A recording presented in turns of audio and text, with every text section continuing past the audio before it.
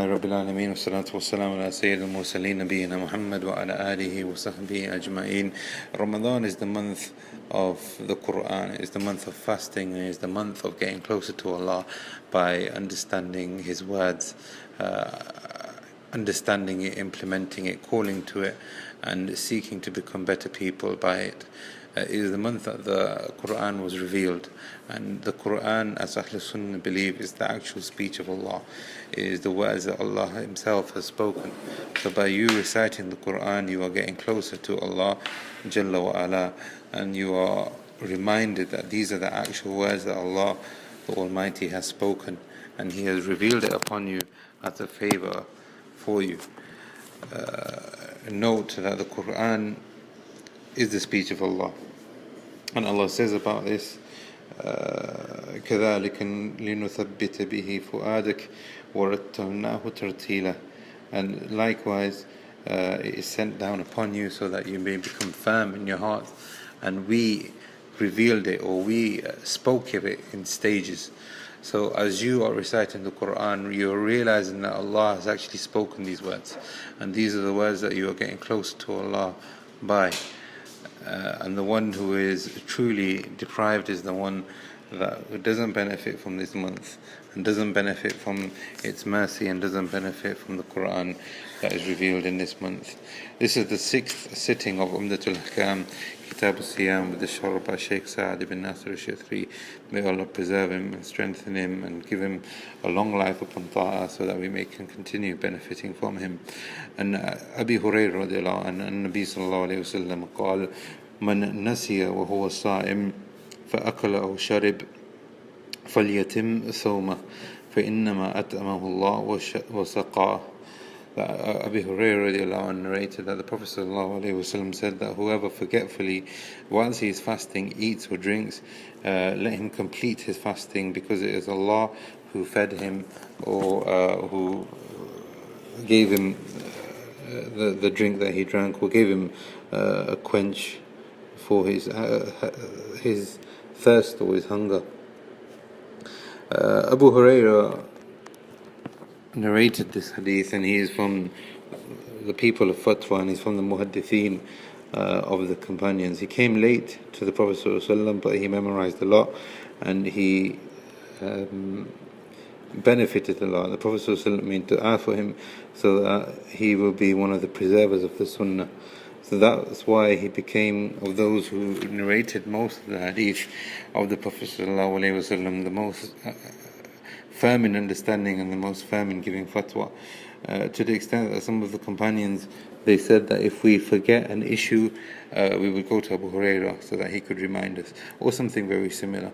So this shows that he is steadfast, and he is a hafiz, he is a memorizer, and he is someone by himself, a library and a collection of the life and the statements and the actions of the Prophet ﷺ. The Prophet ﷺ says in this hadith that man nasiya, and nasiya is to forget, but there are different levels of forgetting. Somebody could forget when they could be reminded, and this is different. This is the difference between nasi and sahw. Sahw is when you forget something, and this is what we do sujusa, when you forget something but you remember that you've forgotten something. But nasi is when you forget something and you are reminded by something else, or you're reminded after a period of time. So this is the slight difference between nasi and sahw. And other scholars have stated the nasi, basically we're talking about something that is forgetting, and the different degrees of forgetfulness. There is Turk, which is abandoning, which is completely forgetfulness, complete negligence on something. So there are different degrees of being forgetful. But here we have forgetfulness. Maybe it's something slight, or maybe it's a lot. But the Prophet ﷺ said that whoever forgets that he is fasting, and he eats and he drinks, the scholars have stated here that there is a difference, that if somebody eats a little amount, then it's fine, there's no problem. They all agreed that they continue fasting, because the Prophet ﷺ said, continue your fast. But they differed on a large amount. So say you had a lot of food and a lot of drink, does your fasting become negated by that, even if you were forgetful? The majority of the scholars have stated that the person who forgets is excused. The one who forgets is excused. And they just continue with their fast. And the dalil for this is that the Prophet ﷺ said, complete your fast. فَلْيَتِمْ صَوْمَهُ. This is in the next line or the next words that come after in this same hadith. But Imam Malik said that he is not excused. He is not excused. And the reason for this is because this contradicts the Quran. The Quran clearly states that you're supposed to fast from dawn till dusk. Nothing can contradict that. If you eat slightly, and this is the meaning of the hadith, if you eat slightly, you've eaten something out of forgetfulness and it's something very simple, then that's fine. But if you've had a lot of food and you've quenched your thirst or your hunger and you've nourished your body, then you've completely gone against the reason why fasting has been prescribed. But the majority have said that the Prophet ﷺ has said that if you've forgotten any kind of forgetfulness, whether it's a lot or slight. The difference of opinion, or where the difference of opinion comes from, is that is leaving the food a condition for your fasting, or is it a pillar of your fasting? Is it a pillar or condition of your fasting? Or is it something that which is known as a Maani with the scholars, or something that prevents the completion of a fasting? So it's getting a bit technical here. The Malikees say that leaving food and drink is a condition and it's a pillar of your fast. So if you don't leave food or drink, then your fast has been nullified, as if there are no pillars for this act of worship. However, the majority of scholars say that if you eat, even if it's a lot, as long as you are in the state of forgetfulness, have stated that eating here is a Maani. Well, a Maani basically means a prevention of the completion of an act of worship. It's a prevention of. So, for example, if you've prayed Salah and you have not, for example, I can't think of an example right now, but for example, if you've done something which contradicts the reason why you are doing something, this is known as a Maani. So it's a prevention of the action, the completion of an action. So the scholars have stated that eating and drinking is not permitted within the fasting, whereas the Malikis say that is a condition that you do not eat and drink. So this is the difference of opinion. And the correct opinion based on this hadith and the dalil that is found within it is that the Prophet ﷺ said, فَلْيَتِمْ صَوْمَهُ. Complete your fasting. Complete your fasting. So if you've forgotten, regardless of how much you've eaten, as long as you've forgotten, complete your fasting. Also in this hadith there is a proof from the scholars, and this is where the usuli and the scholars of principles and the scholars of usul have differed on, is leaving an action a fi'l, is leaving an action an action. So if you leave doing an action, if you've abandoned an action, is that an action or is it not an action? Some of the scholars have stated, no, it's not an action because you're not doing anything. But the scholars other scholars have stated that if you leave, for example, if you don't pray, that is an action. You have not done something, but that is an action. Another slightly technical difference of opinion, but the correct opinion based on this is that if you've forgotten to do something, then that is an action. If you've forgotten, forgetfulness, not doing something, is an actual action in itself. The scholars differed though, is that if somebody has intercourse in the state of forgetfulness, here we have mentioned eating and drinking in the hadith, and the Prophet ﷺ said, let him complete his fast because it is Allah who quenched his thirst or his hunger. However, is intercourse or being with your family overlooked when it comes to forgetfulness or not? Imam Ahmad said that he is not excused. He is not excused. So he must pay the kafara and he must fast that day to make it up. And the kafara and expiation and the details of this will come in the next hadith, inshallah. But Imam Ahmad said he's not excused, he needs to give an expiation and he needs to make that day up. Because the hadith clearly mentions food and drink, it doesn't mention intercourse. So this is Imam Ahmad's ruling on that. Imam Malik said that the fast is broken but there is no kafara. So he needs to repeat the fast, but there is no expiation. Because the person remains in the state of forgetfulness. So as long as the person is forgetfulness, there is no punishment of expiation upon them.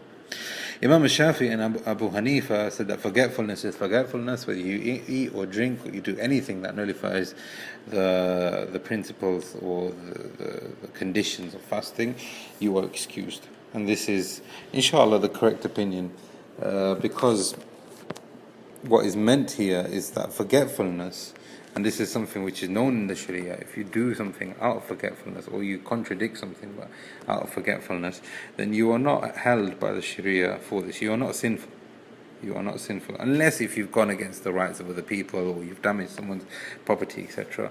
Then you would need to restore people's rights. But as you as an individual, you are not sinful for the mistakes that you do, genuine mistakes, or things that you do out of compulsion, or the things you do out of ignorance, or the things you do out of forgetfulness. And this, inshallah, is the correct opinion, and this is what Sheikh Sa'd is referring to here.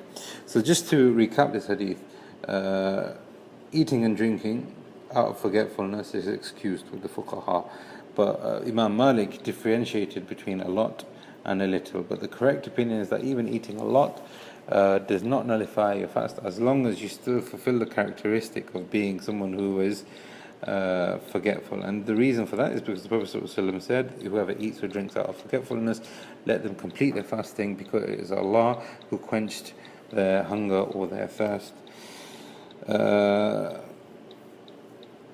We also mentioned the issue of having relations with your spouse, and we also talked about the forgetful person not being held to account, or not being held to contempt in the Sharia if they do something out of forgetfulness. Also in this hadith we have an important admonition from the Prophet ﷺ, in which the Prophet ﷺ said, فَلْيَتِمْ صَوْمُهُ. فَلْيَتِمْ basically means to complete, but it can also refer to something that you are commanded to protect. So the Prophet ﷺ said, فَلْيَتِمْ صَوْمُهُ. It could also be interpreted to mean that you need to protect your fasting from things that contradict your fasting, or things that would affect the reward or the validity of your fasting. So if there is a person who eats or drinks out of forgetfulness, and they have been told to complete their fasting or protect their fasting thereafter, once they realize that they know, that they've eaten or drunk out of forgetfulness. So then what is the case of the person who is not forgetful? What is the case of the person who fasts from dawn until dusk, knowing that he is fasting, he is conscious of the fact that he is fasting? Then what is the case of this person? There is no forgetfulness for this person, so they need to complete the fast, even more so in the correct way, or the way that is legislated. It is also benefited from this hadith that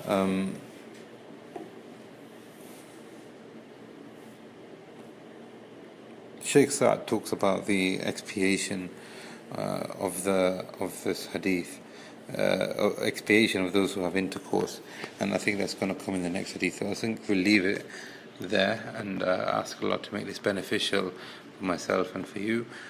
وصلى اللهم على نبينا محمد وعلى آله وصحبه أجمعين.